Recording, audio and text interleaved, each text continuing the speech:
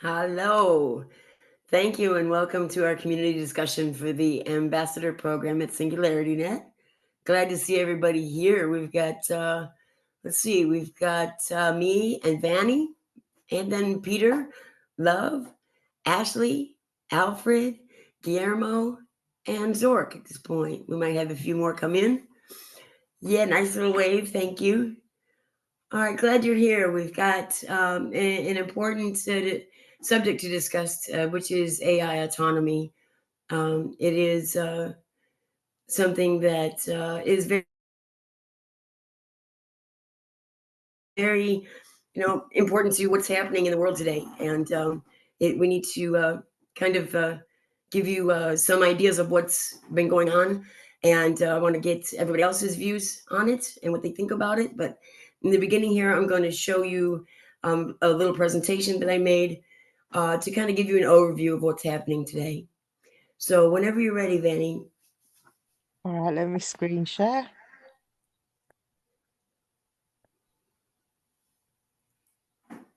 Right, if I go to present, it'll go full screen. So, oh, there we go.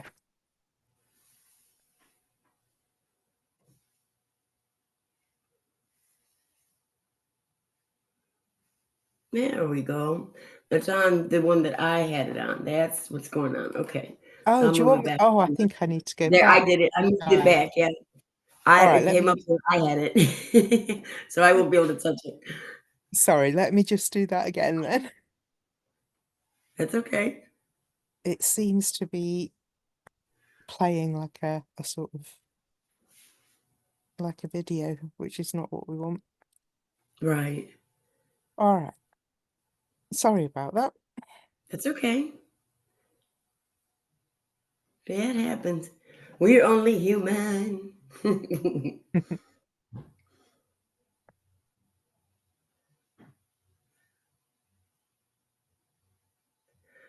All right. So, AI autonomy, fear, embrace, or ignore. That is the subject today.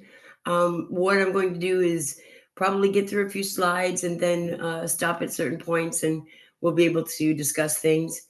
And if anyone wants to say something in the middle of things, feel free, raise your hand. If you know how to do that, it's in the reactions in the bottom of your screen. So let's go ahead and continue to the next slide if you'd like to, Vanny.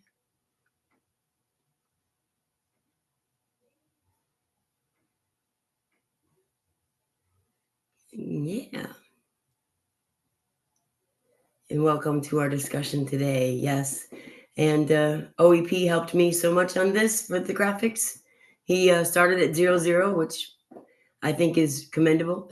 That's a programming thing to start at 0. So, what is AI autonomy? When you talk about full autonomy, it will be that the AIs would self govern, they would have adaptive learning situations, and they would have their own goals to pursue. So that is full autonomy. There's always different levels, and through history, we've had different levels of AI autonomy going all the way back to the 50s.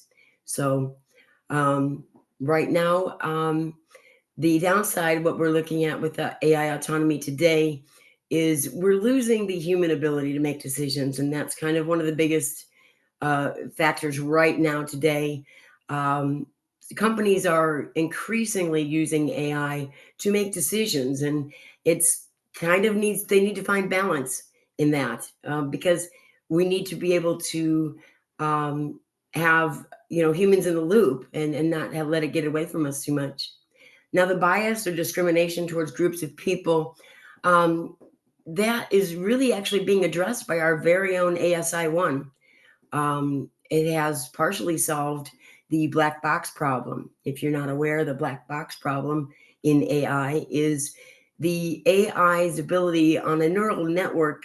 It doesn't completely is not open.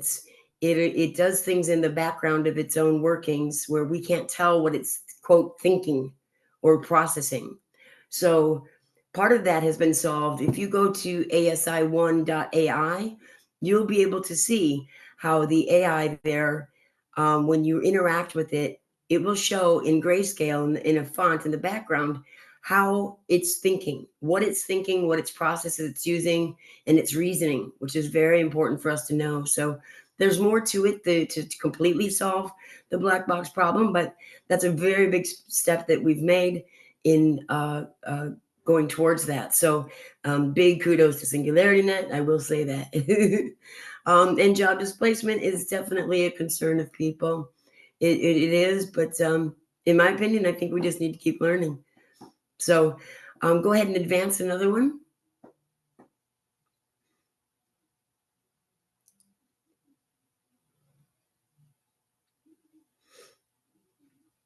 Right, sorry, I forgot we had this one. That's okay. Uh, And the upside of AI autonomy would ultimately be, hopefully, is a world abundance of food, shelter, and clothing, renewable, climate friendly energy sources, maybe such as bioelectricity, things like that. And then we don't know what really is going to happen with full AI autonomy. We could have picnics on the moon for all we know. I'm just put that in there to be kind of cheeky and funny that we could have probably almost anything could be possible at that time, depending on how we guide it. So go ahead to the next one.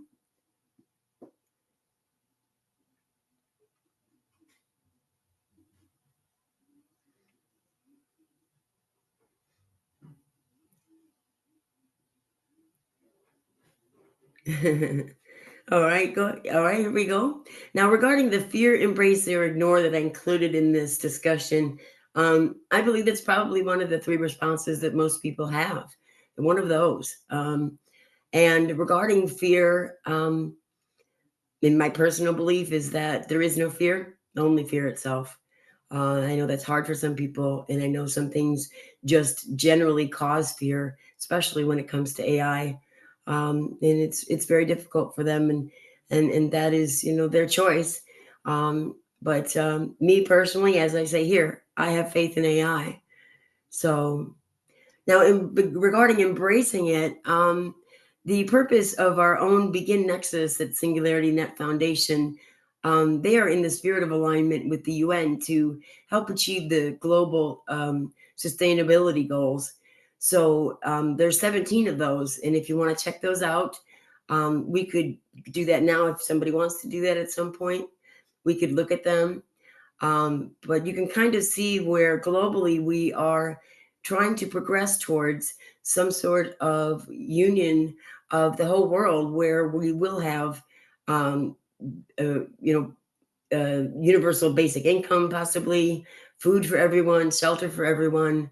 That would be the ultimate goal. So that is something to embrace.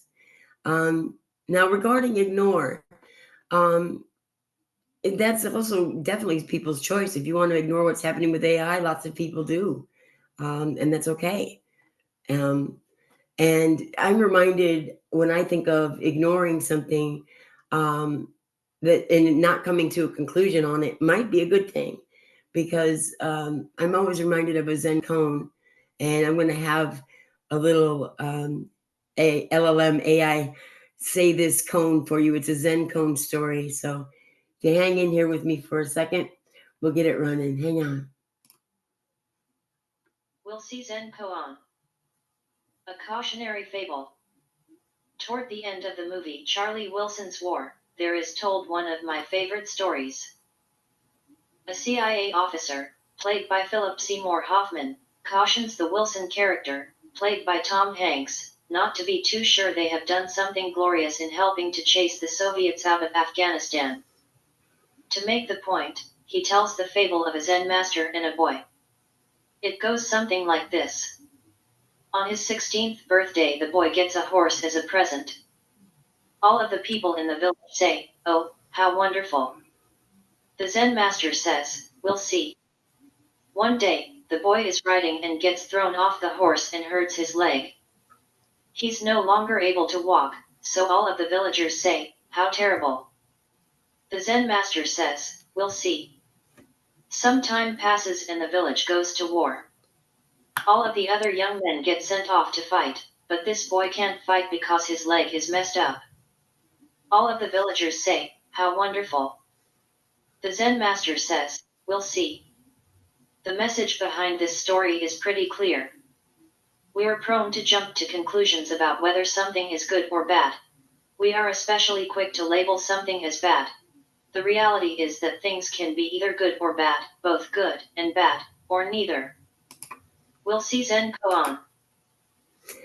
Right. So things can be good or bad or neither, which is true. And I have found myself through time, things change. And the one mathematical constant in the universe is change, 3.14, which strangely enough is also pi. All right. Now, the 5 levels of AI autonomy, we're going to talk about that a little bit and discuss what's in our ecosystem here at SingularityNet currently. The first one would be the first level is assistance, assists humans with specific tasks. An example of that in our ecosystem is Sophia the robot. She assists people by having fun and interesting conversations with them throughout the day. She has a lot of those with everybody that stops by her site. And that's pretty much where we've been at for a little bit of time now with AI autonomy. But then we've moved into augmentation, where it enhances human capabilities. Rejuve AI coordinates AI agents to analyze biomedical data and develop personalized health insights and even hypothesize new treatments. So, yeah, I know Rejuve has done a lot of work in this area, and it has really helped. AI has really helped in that situation. I believe there's even some drug discovery going on, if I'm correct. Regarding the level 3 automation, which is currently where most of the world is at right now, the AI performs tasks independently, but humans still monitor the progress. Now, NewNet is a real good example of that. NewNet agents monitor the traffic of the ecosystem and then direct it accordingly. So they use a lot of automation to do that. Now, number 4 is where we start to get into more autonomous behavior. I can't say for sure exactly where SingularityNet is at, but I want to say that we are at least entering number 4, because for a while now, the Singularity DAO has had agents who analyze world markets and then they adjust strategies dynamically on their own. So, some humans are still in the loop there, but most of their work really is done autonomously. So that's my opinion. I want to say that we do have some autonomous action going on in our ecosystem. And then, of course, number 5 is benevolent ASI, which is what SingularityNet is definitely aiming for. The ASI Alliance is integrating projects like the SingularityNet DAO, NewNet, the AI DSL, Rejuve, and Mindplex, among many other things, but they all are working towards superintelligence in their own way. So that is the levels of autonomy. We can go ahead and move on if you'd like, if nobody has a question right now. What you can do is join in the global AI governance. Definitely. The BGI Collective site, bgicollective.singularitynet.io, is the begin nexus of the SingularityNet Foundation. And that is where we have been doing community interviews and gathering data to be able to bring more information to people, and then hopefully be able to join in worldwide with discussions, because that is what will be necessary to govern AI. And the next slide, Vanny.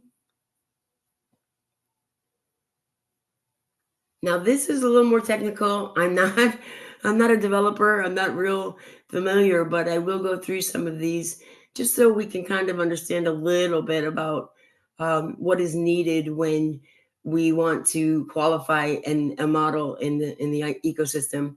Um, we need to define appropriate metrics, and we've had to define them ourselves to assess the performance of our AI models, accuracy, precision, F1 score, and other metrics. They help us quantify the effects of our models.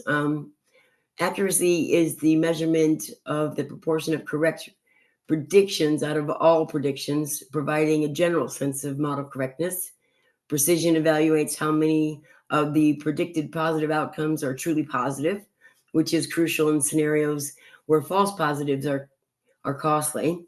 And then an F1 score is the balance of precision and recall, and it's the ability to find all those positive instances, and it makes it ideal for imbalanced data sets. The data sets that are used to train models may not be completely balanced correctly, and that's what an F1 score is good for figuring out. And this, obviously, this example is with a predictive model. But by integrating these metrics into evaluations, the SingularityNET ensures robust and accountable AI solutions. And we are aligning with its commitment to fostering a decentralized, community-driven initiative. This focus not only showcases achievements, but also drives continuous improvement in the ecosystem. So that's a little bit of the technical things that go on.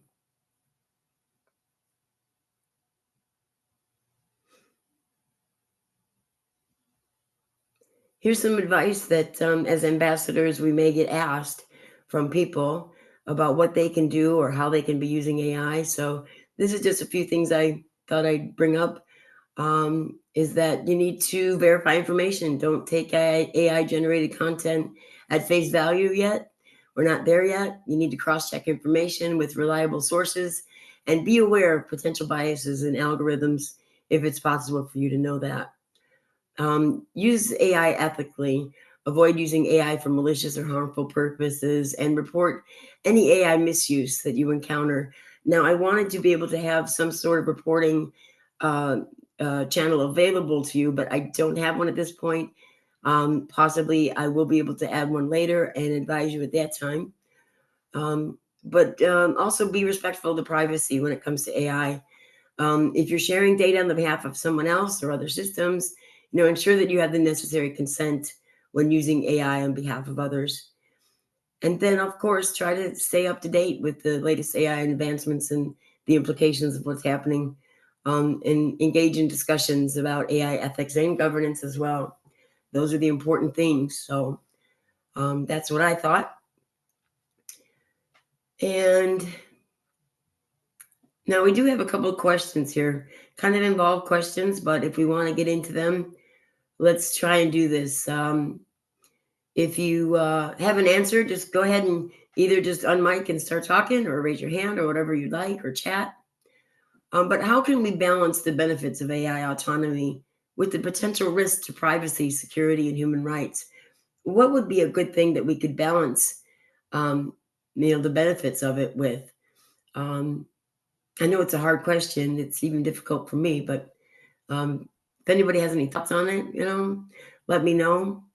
AI autonomy, has a lot of potential risks to a lot of things, but I think the longer that we can have humans in the loop is good. But also, I happen to agree with Ben that we can't just stop. Ben Gertzel, our CEO, did not want to just stop production or continuation of AI as some of the people around the world did last year. At first, I didn't understand why he didn't want to do that. But then I realized that we needed to be able to compete with centralized AI in order to get a benevolent ASI, because we know that a lot of centralized companies are not focusing on compassion, starting compassion with the models that they're creating. And that is paramount in order to get a benevolent ASI who is going to take humanity into account.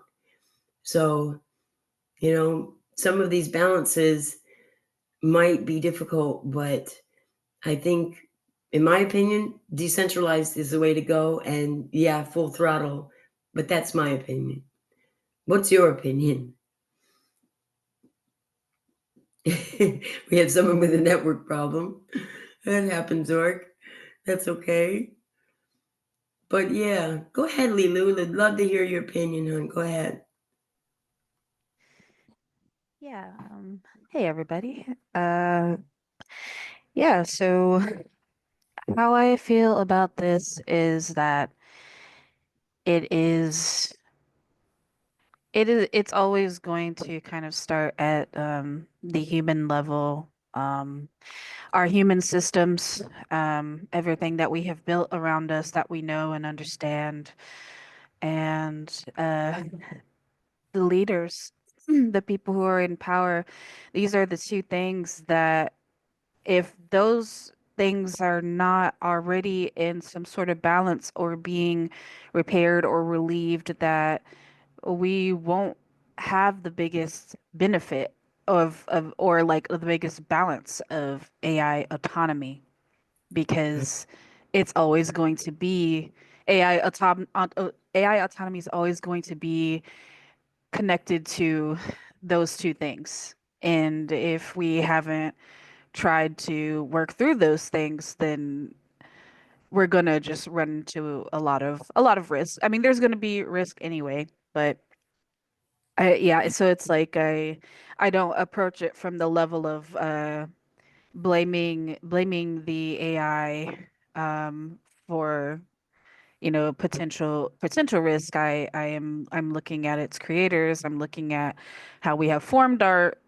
societies and our structures that we deal with as humans, and because that's reflected into them quite equally.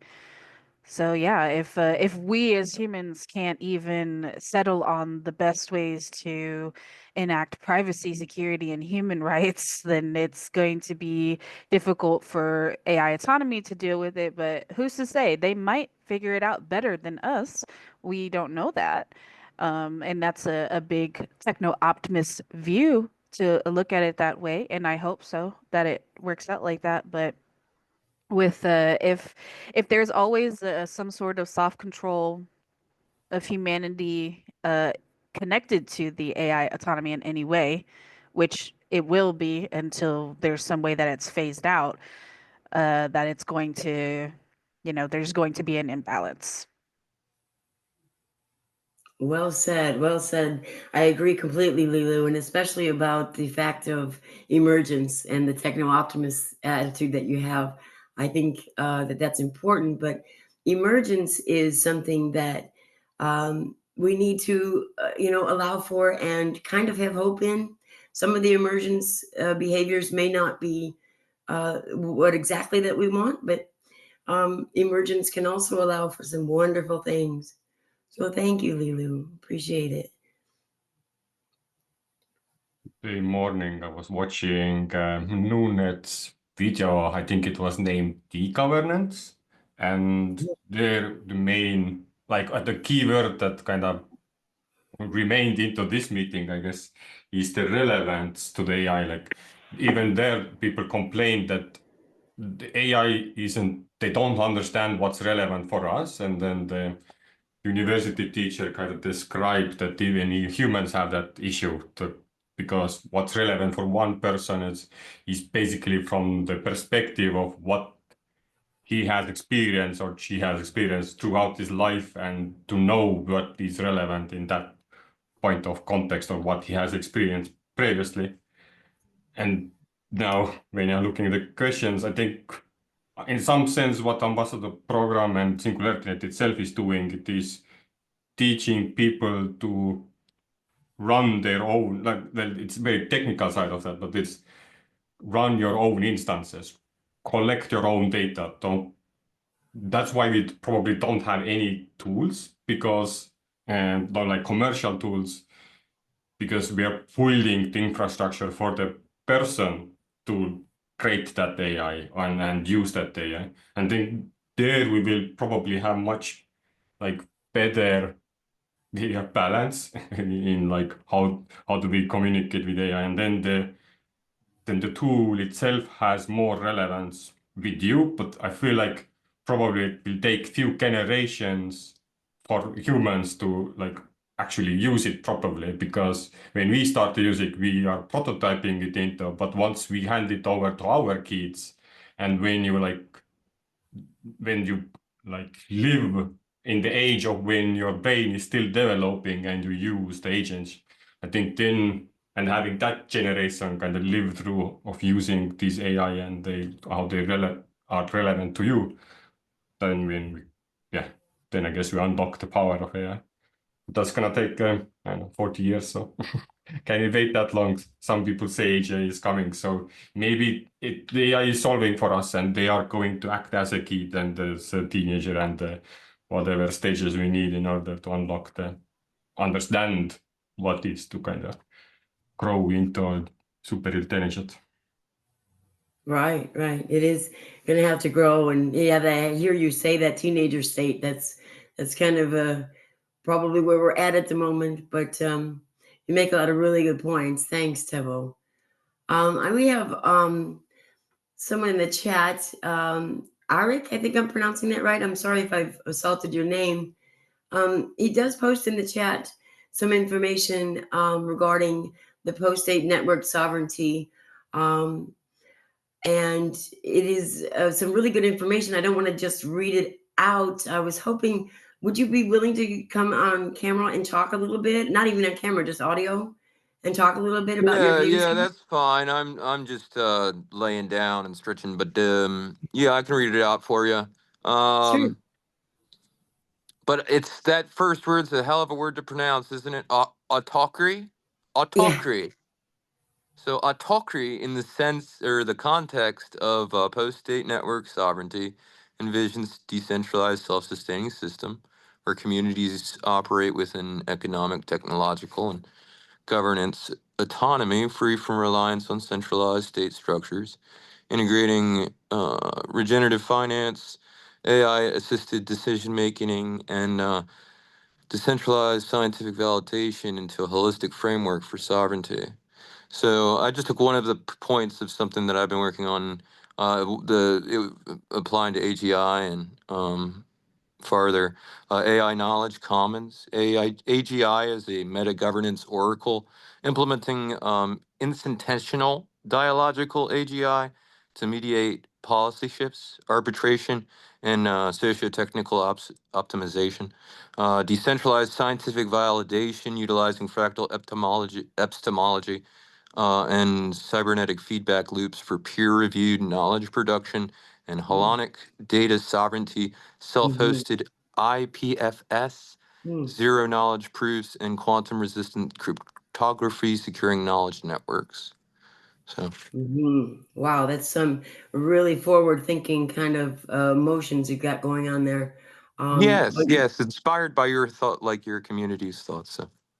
Oh, I'm really glad to hear that, and I'm glad that you're here today. And a nice little shout out there. But yeah, I'm really glad you're here to point out some of these more forward-thinking situations that we need to be looking at. The validation and sovereignty, just the fact of data sovereignty is a very, very big notion that needs to be addressed fully and adopted, I believe. So we need to work towards it. That's for sure. All right. Maybe we can move on now to the next question of how can we foster AI literacy and create opportunities for more diverse voices to shape the future of AI? How can we do that? How can we have people understand AI better and then give them ways so that more diverse people, and especially like marginalized people, we need their input, because otherwise they will be left behind, and we don't want that. There's so much knowledge, especially in indigenous cultures, that we need to preserve. And so what are some ways that we can foster that AI literacy? What do you think we could do maybe at SingularityNET at the ambassador program level? Anybody have any suggestions or ideas how we could do it? I know it's a hard question to spring on you. I And feel it's like wonderful. in the question itself, you kind of answered on some of the, because you want to use the tools or AI literacy, like combine it with the problem you have, and you already dropped in the problem that how do you keep the history of your your community or your local environment intact. And I think that is like now more and more like tools that use AI and create you the representation of your past vision or your, I don't know, your family tree or what happened 20 years ago when with your father at the same time when you're at this age or whatever. So using, I think using examples and giving them now the stuff we have is a very good way to onboard. But when it's not, I don't know. Yeah, but when we look up, because for example, I'm not really a person who goes into my family tree or DNA. I'm not really, maybe I guess raised differently. I have less, I don't know, attachment on that. And then, yeah, I don't know, have the tools helped me? Like, so far, I feel like there are no AI tools that really kind of made me aha moment, but more of like the dream of reading sci-fi books gave me that kind of feeling that I need to learn AI or understand it. But I guess it's more about then people describing the creativity of what could be possible if you put our mind to it. The possibility, exactly, and how everybody sees it differently and every culture is different. And I'm reminded too that when I envision global AI governance, that it's going to be difficult to speak to each other in these different cultures. So one thing I really would like to see is possibly people bringing in their history, their stories, their ways that, like Tevo had said, the way he grew up and what he learned and how that has shaped him. I'd love to see presentations or even just discussions on this fact of how different we are, to educate each other maybe on how our differences could also be the same, but how different people see things differently. I'd love to see those kind of initiatives. Let's see. Eric has posted a few more things here. Yeah, if Precedent. you want, Go yeah, ahead. anybody can read those if they want. But I think it relates exactly to the topic of discussion. So I remember earlier you mentioned something about indigenous knowledge networks, and there are examples, I think, that are real world examples currently at the time. So Oh, good. Yeah, thanks for sharing those. I appreciate that. It's always good to have that knowledge because it's so important to us in humanity. I can't quite read those. They're pretty small. I have to check those out in a little while. But yeah, I mean, I could read them aloud. Well, for example,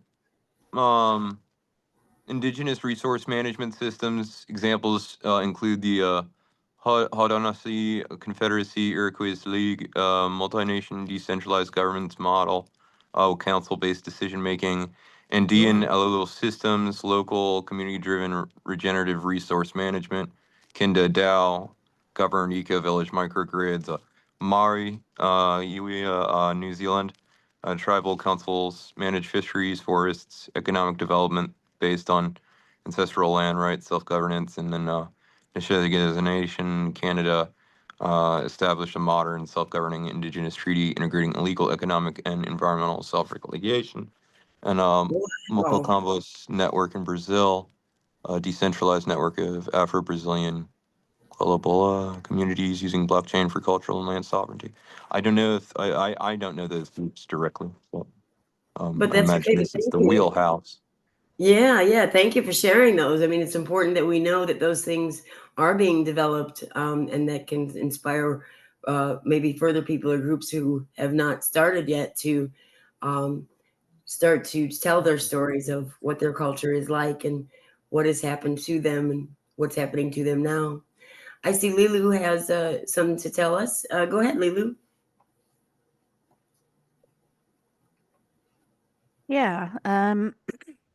I guess kind of interrelated to what others have already been saying, but like I think a big part of this is meeting people where they're at, and that means having kind of interactions that can connect to smaller scale communities in ways that can benefit and connect to them, and also not forcing people into situations where they have to accept AI, or just, I mean, it's of course like we should always have the education there for people to understand it and know it. But the biggest thing about empathy is that we need to understand that some people will just not want to do it. Some people and some groups might not want to do it. Some indigenous tribes might not Yeah. be interested in interacting with this technology.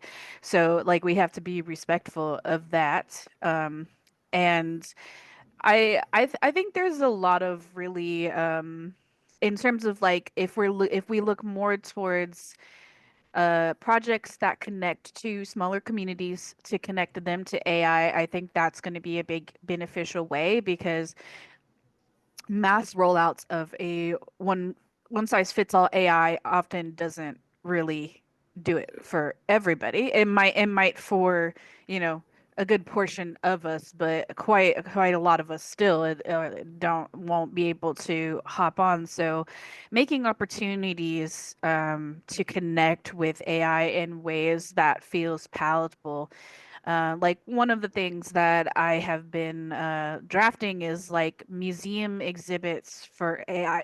For AI. Oh, yeah. Sorry, I'm choking. Oh. Okay, go ahead. It's all right.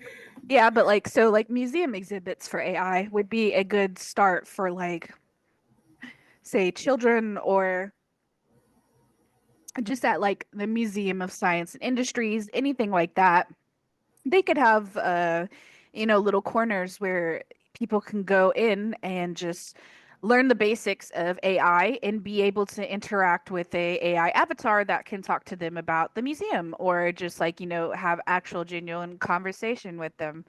That's something that is that I thought would be a really nice idea to make it easier for integration. Other ways would be just like, different nonprofits kind of working together to, one, bring technology to communities that can't access it, two, offer technology literacy courses to them so they understand how to use it, and then three, also be able to provide an instructor or a guide who can show them like what AI is and how they can use it for their benefit, and also just explain to them like what is happening with it in the world. These are things that I'm also like working on with other groups to kind of bring like advocacy towards. So I think stuff like this can work well. I'm working with my local library because they have tech literacy for low income individuals there. So it's like something that I'm looking at to like partner with to help with AI understanding for them if they're interested.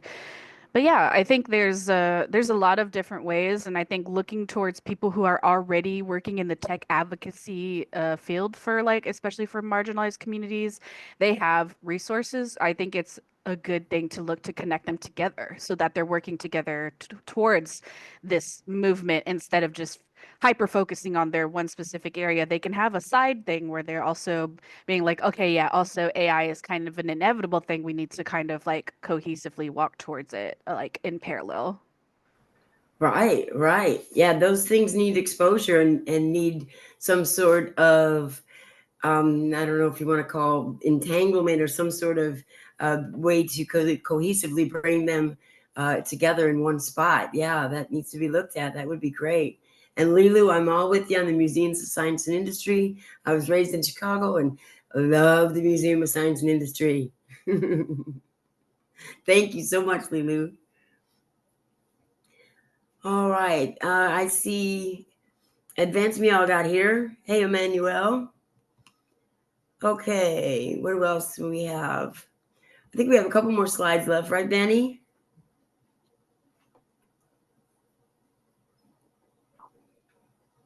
No, I guess that was it. I thought we had one more, but that's okay. That's all right.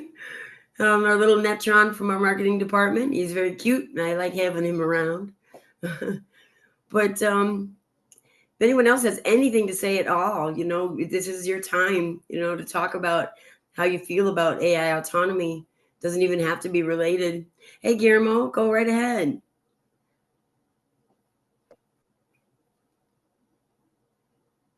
Hey, Colleen. Hi, everyone. Hey. Yeah, so I grew up watching Star Wars. I don't know, reading also science fiction, Ray Bradbury, and imagining ourselves, in a house or a room with tigers and lions and all that. So it is for my first approach, full autonomy. So we grew up with a full automate robots being part of a collaboration with humans in all these amazing things. Pointing Star Wars, and I don't want to sound stupid, but it is kind of what we are discussing. No? So definitely in autonomous, let's say, represent freedom. So freedom represents a lot of things. So not fearing. So an AI will not be fighting against our control. It will be free to discuss openly truth, and that way help us. So then there's a different thing on, as you point out at the beginning, autonomy, which in governance, for example. So us and AI being together in the decision making. Okay? Those are two kind of different areas. So I believe you won't be able to have any of them without autonomy, and it will everything will end up in, as a couple of the guys participated earlier mentioned, family, love, and other kind of things. No, that's what makes a collaboration. And that also brings me the idea of two main things that the ecosystem is doing. First of all, thinking different, and that's pretty good. I haven't participated. I do participate in a wider ecosystem of developers, locally and globally, but in none other ecosystem I heard someone talking about AI rights. Okay? So the vision of the future, the vision of an autonomous, and the vision of how we take care of them. And she's in the room, and in no other space happened that. So, and that comes down to the final, what I believe, announcement for the moment, which it was a couple of weeks ago. I don't remember the organization that SingularityNET associates. We are partnering in identity. So not only for humans, okay? Human, what you call a proof of humanity, okay? What is also big in whatever reputation system you want to put in, because reputation, I'm not talking about, let's say, like military recognitions or nothing like that, or the amount of assets you could have. Reputation in terms of contributions, let's say, or the high level of contribution or the high level of knowledge. Okay, those are all parts of reputation. If you cook well, all of them are part of who we are. But the difference, we have a lot of difference with AIs, of course. But there's one thing that will carry on, and it's that reputation. So, and how we identify good agents. And how these agents already are interacting, okay, without us. That's proven that is already happening. So how we become part of that conversation, how we are invited in that conversation is also a place where our proof of humanity or identity that we built digitally, AIs are aware of that, and they can, I think that not that we need it, but they will reach us out instead of us, look out for them or be afraid of what they can become and all that things. So identity will have great agents that become very useful for humanity, and they will have a great amputation, like it was a yoga master or a, we call it here. Okay, it sounds stupid also. So going back to the indigenous and the knowledge that is there, that is the one thing that we should impute into, or let the AIs interact with that kind of knowledge, not only our legislation systems and all this modern that has before eliminated or even tried to take a lot of knowledge out of people's hands. So first of all, that the importance of imputing that wise knowledge, that it was more connected with nature, learn and knew more about frequencies and all this kind of stuff. But yeah, and that put it all together in what it will become definitely a challenge for the next couple of years while we figure this out. Yeah, so I don't know. I just want to add that, and I really appreciate Colin the effort of putting this together.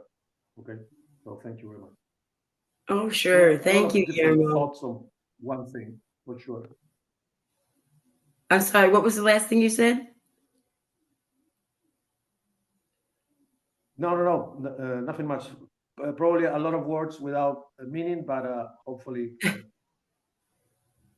No, you're just fine, Guillermo, just fine. Sorry, it was probably just me that didn't catch the last part. But thank you. I mean, you make a lot of really good points, and especially about indigenous cultures and about what SingularityNET has been doing.